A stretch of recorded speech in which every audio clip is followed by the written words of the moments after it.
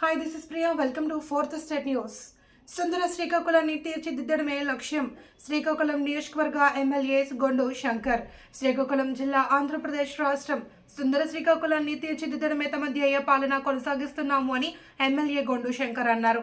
నగరంలోని పిఎస్ కాలనీలో రోడ్లు, కాలువ పనుల నిర్మాణానికి ఎమ్మెల్యే శంకర్ మంగళవారం శంకుస్థాపన చేశారు.